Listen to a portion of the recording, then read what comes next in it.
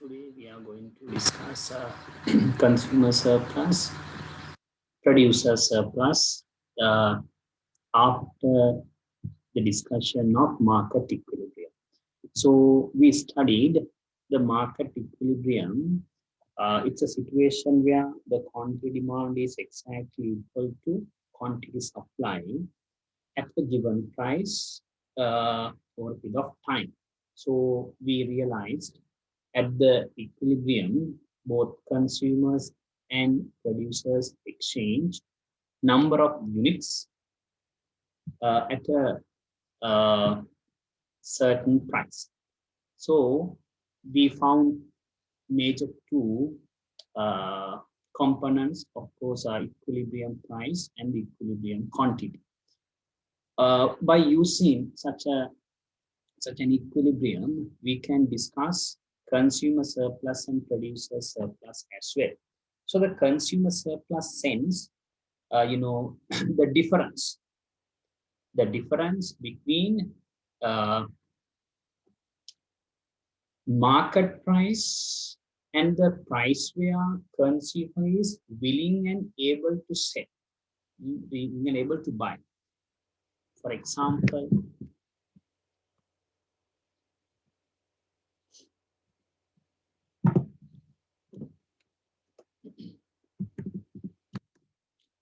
you have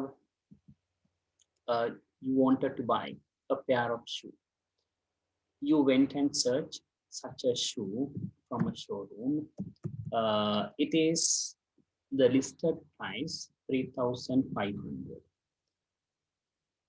This is the price of the shoe you selected. Therein after, rational consumers often bargain the price if they want to reduce the price anyhow. So what do? They reduce the price. They want to reduce the price. Then such producers, such consumers will request the last price of the product. Then the shopkeeper might say uh, 3,200 as a last price. But consumer is not happy. Once again, consumer may suggest another price. Consumer may offer 2,500 for the pair, but shopkeeper might reject. So finally, shopkeeper may offer the last price as 3,000. This is an example, but it happens in the practical world. So we wanted to buy a shoe, then this is the list price. Consumer had willingness to buy, but consumer bargained with the price. So he was able to reduce the price to 3,000. So this is called market price. So the finally, consumer may think 3,500 worth the shoe purchased at 3,000. So the consumer may compare these two as a reward that the consumer received from the market based on the demand and supply power. Both consumers and producers are able to change the price. Right now, consumer change the price. It is 3,000 means now consumer has a profit, sort of a profit, 500. Reduction in the price. Actually, in economics, this is called consumer surplus. This is called consumer surplus.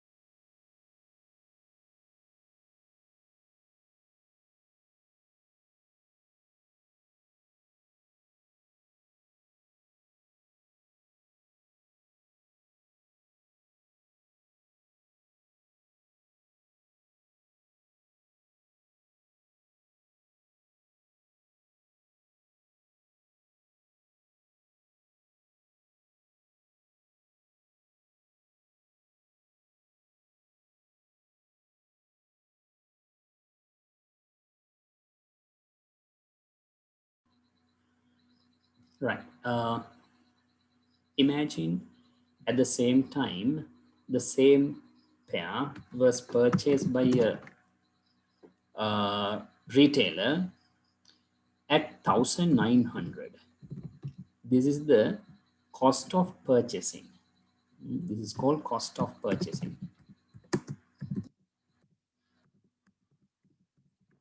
of the shoe by a retailer where you purchased. Therefore, such a seller may also compare these two prices. He was planning to sell at 3,500. Unfortunately, he was able to sell at 3,000. Still, he has a profit.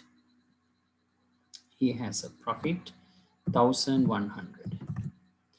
So then, this is called producer surplus.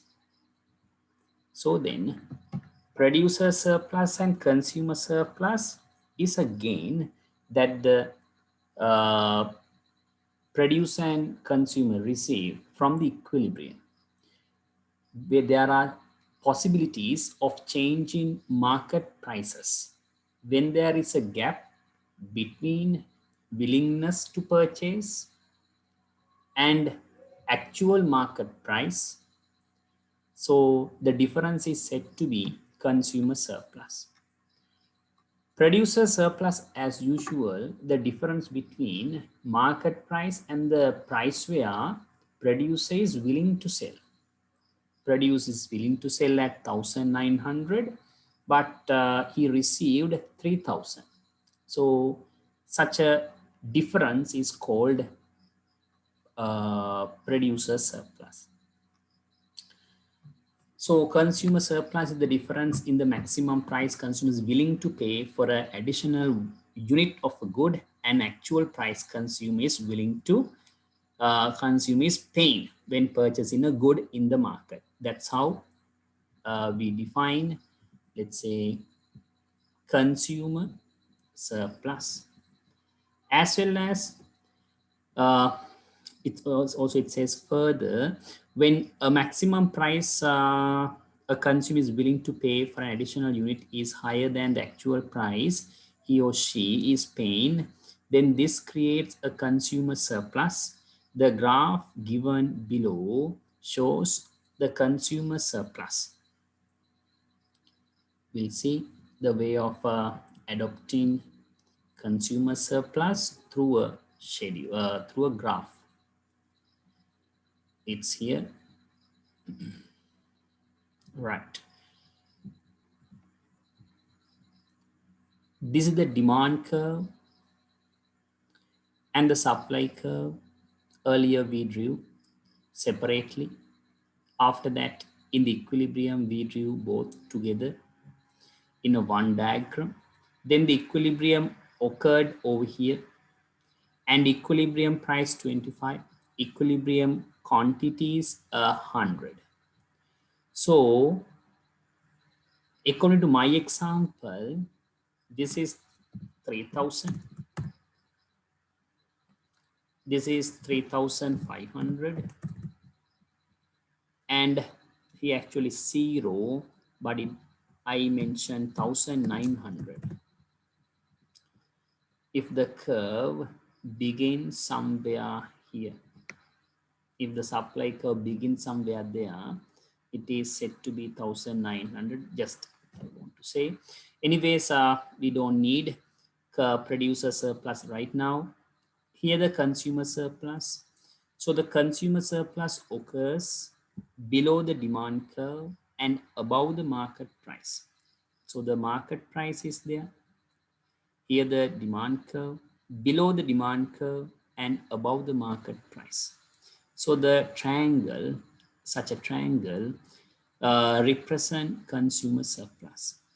In economics, we should calculate the surplus by using this formula. Actually, formula says we take 50 as a maximum price. 50 as a maximum price.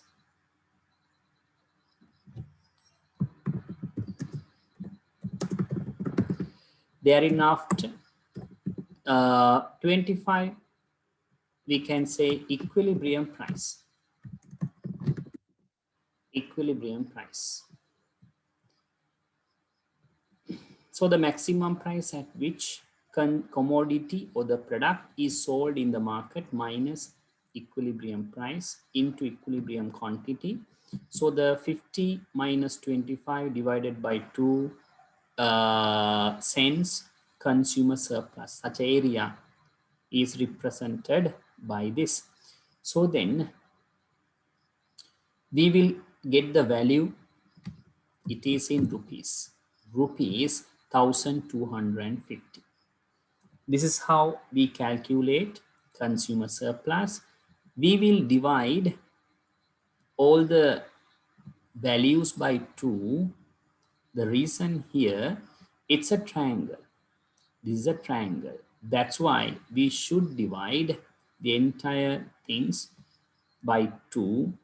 Otherwise, we will have a square. This is a square if we multiply. That's why we should divide by 2. And after discussing the consumer surplus, we can switch to producer surplus as well. So the producer surplus means the difference between market price and minimum price, or else the price where producer is willing to sell. So then here we look at such a difference. Producer surplus, the difference in the minimum price of a producer is willing to accept, and this willing to accept supply an additional unit of a good to the market, and actual price the producer is being paid when consumer is purchasing the good in the market. So this is how we defined producer surplus.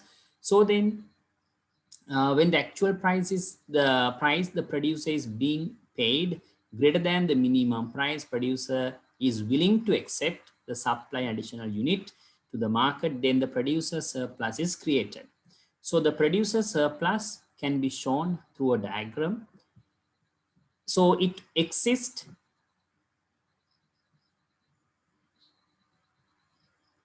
below the equilibrium and above the supply curve.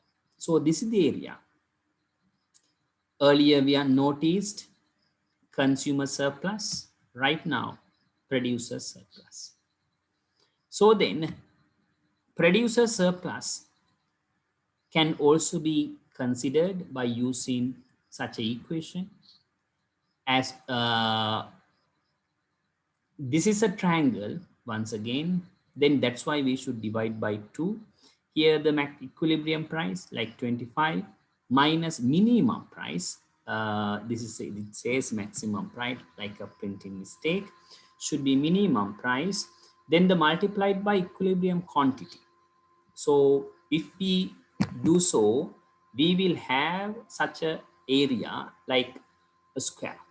We should divide it by 2, then only we will calculate the value exactly over here.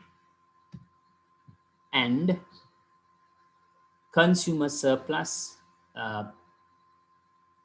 this is a mistake, it should be producer surplus.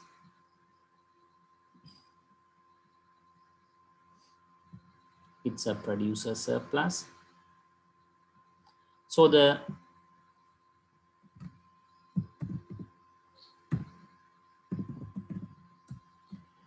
and the producer surplus is calculated by using such an equation as I told you. Once again, it is in rupees.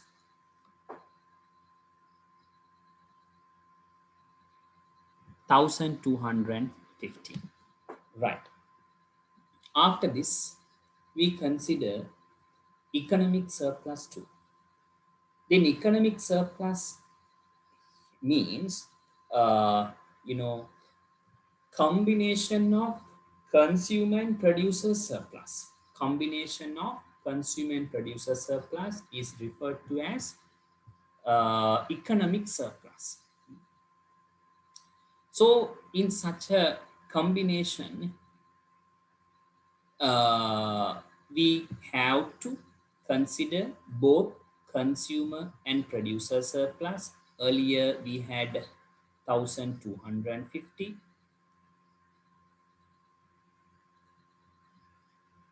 Here also 1250. Then the economic surplus means total. Here 1250 plus 1250. So we calculate 2500 as an economic surplus. As once again, when we consider economic surplus, the entire area, this is called consumer surplus.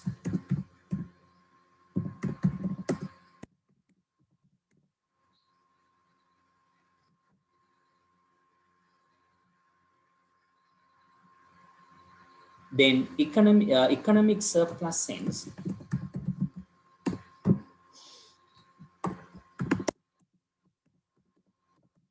economic surplus means the combination of both, right? In other words, we consider the entire area, entire triangle. It's like this. This is called economic surplus. And next thing, such economic surplus can change. Economic surplus can change. Sometimes economic surplus will increase or else economic surplus will decrease. So here I draw demand curve, supply curve, and the equilibrium.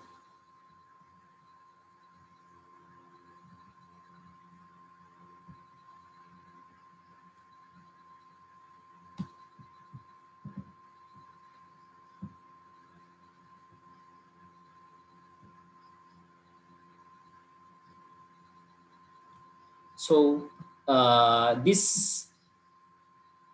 entire area, here the consumer surplus and producer surplus, then entire area is the economic surplus, right? That's what we studied. In some cases, economic surplus or producer surplus or consumer surplus will increase or decrease. So if the demand curve shift to the left, what happened to the area? It is very little decreased. Then consumer surplus, both producer surplus and consumer surplus decreased when the demand shifted to left. As same, when the supply shifted to left, it's like this. So supply shifted to left means the supply, here the economic surplus, right? Area decreased. So when the supply shifted to left, surplus will go down. As same, other way around. Sometimes demand curve can shift to the right. So what will happen? See the size of the area.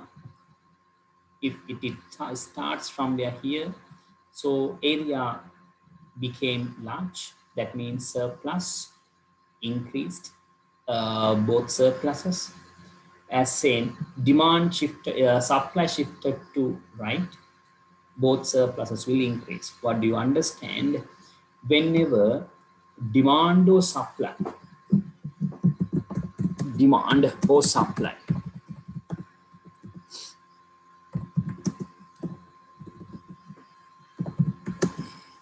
increases,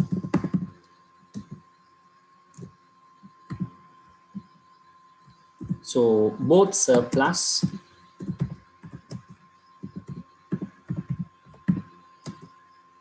can increase,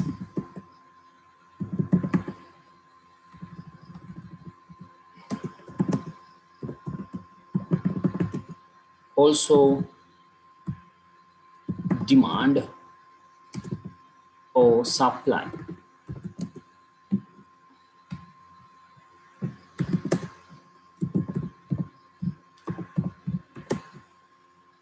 decreased, then what will happen? Decreasing both surpluses. So this is the very important observation. Whenever demand increases or supply increases, both surpluses can be increased. But when the demand and supply decreases, other way around.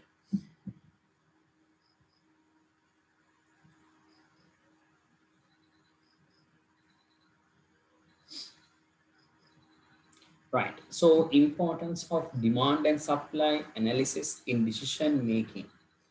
Actually, businesses often use the concepts demand and supply for the purpose of implementing their decisions, especially pricing strategies, sometimes the way of introducing their products. They should identify nature of the demand as well as the way of supplying their products into the market.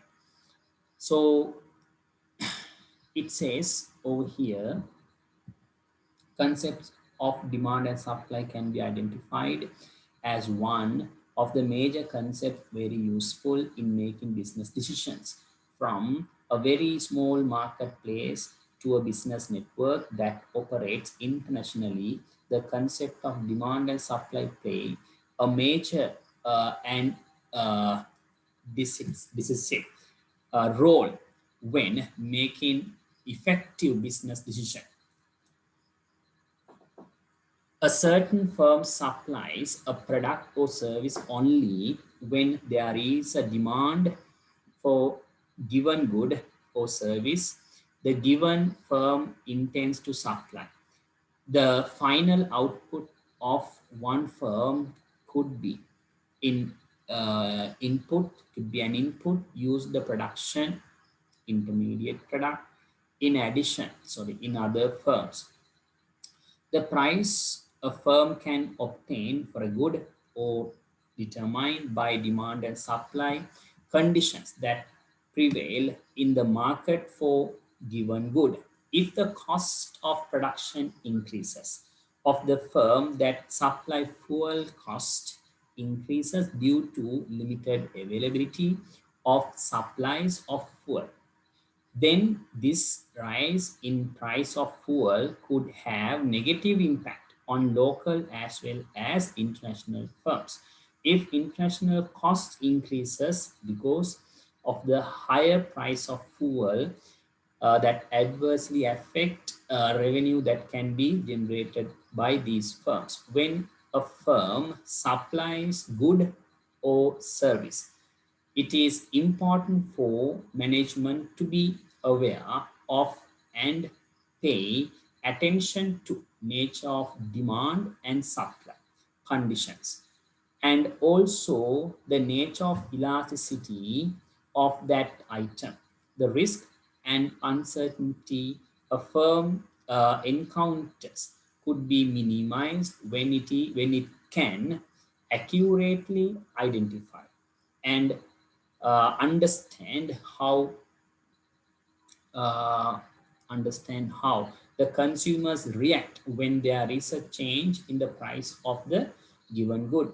It is possible for firm to achieve different objectives when management of these firms has proper and correct understanding of these concepts. First of all, preparation of sales estimates.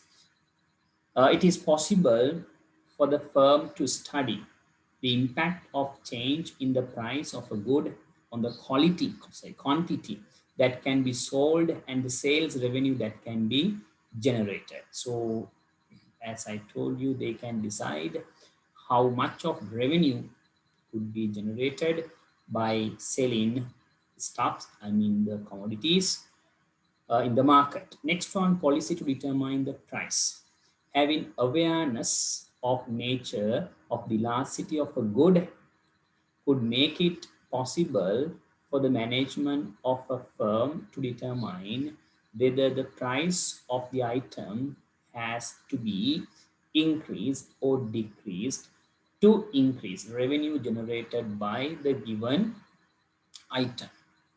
So the next, non-price policies, having awareness of nature of the elasticity of a good helps management of a firm to determine the nature of the magnitude, advertising and promotional campaign that has to be carried out. Next one, simply non-price in the strategy sense. If the product is somewhat non-essential, there is a possibility to adopt other pricing stuffs, other non-pricing methods like promotion advertising. Next one, diversification. In there, we look at the way of diversify. Means instead of producing only good, they can consider more than one product. It is said to be diversification. So the knowledge in the relation to demands and supply, the concept of elasticity is important for the management to diversify business activities to prevent unhealthy fluctuations of business activities. Next one, income elasticity and business cycles. So we look at right now income elasticity since we studied the such a concept. Uh, we notice number of goods what they sell in the market, sometimes normal goods, sometimes inferior goods. So the income elasticity is really helpful for a business to decide what kind of product to be sold in the market. In this case, the firm will decide what item should be implemented. So they will use a particular product, maybe uh, inferior good during the period of recession. If people have low income, sometimes people will sell very quality products during the period of growth. So business cycle, they will react the way of selling items in the market based on the income elasticity. Having awareness on the concept of income elasticity help management of a firm determine the nature of good and service firm has to supply in order to achieve firm's objectives at different times. So these are special requirements such a business should consider uh, if they notice such a equilibrium condition of a firm. Right. So after discussing all these, right now we are moving to one of important thing called government intervention. Up to now, we noticed price of a good is determined by market forces of demand and supply. Market forces of demand and supply. Prices were fluctuated. Mm. Uh, Variety of changes occurred in demand as well as supply. We understood when there is a shortage, price went up. When there is a surplus, price went down. So usually prices can be increased when the demand is what you call high or a supply is low. When the supply is high or demand is low, prices may uh, fall. Mm. So that's a situation changes in the market. So right now we look at government intervention. Sometimes fluctuation of prices. In other words, unhealthy price fluctuations can affect consumers as well as producers adversely. Right now, government should intervene when we look at our market even price of coconut. There is a huge demand for coconut as a what do you call important commodity